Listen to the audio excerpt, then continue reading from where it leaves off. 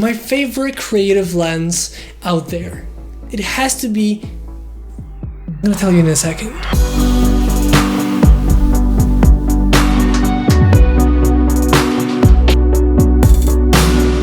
Normally I use the Tamron 28-75 for almost every shot that I take. This is the lens that you're watching from right now, which is Tamron 28-75.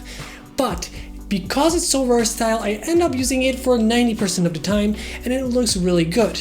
But there is one lens that I specifically have with me at all times in case I want something extra special. The Viltrox 85mm f1.8. And in this way, I'm gonna say it's not only about the Viltrox, it's more about the focal length of 85mm and smaller f-stop like f1.8 on this one. There is something so special about this focal length and that kind of like bigger bokeh.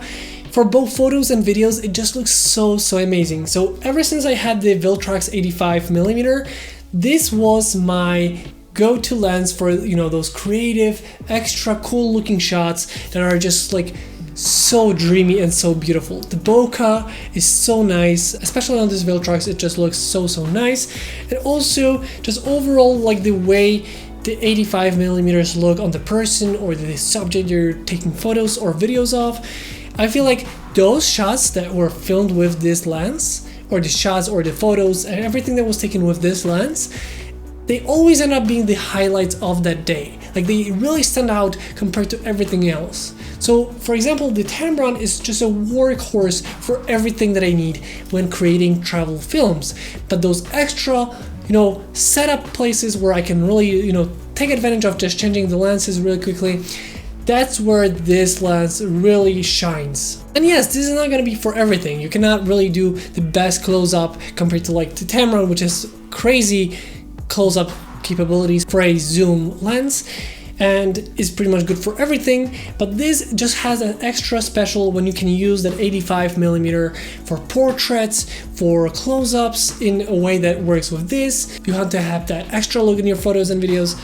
Like literally the 85mm f1.8 from Viltrox, or I would guess other 85mm equivalent like this, are gonna work so good because they just have the capability to have that nice bokeh and nice focal length that kind of isolates in a way. There's enough background separation because of the bokeh, but also there's the thing that because it's an 85, the background is a little bit closer to the subject, so it kind of makes it like the main character and the background behind them.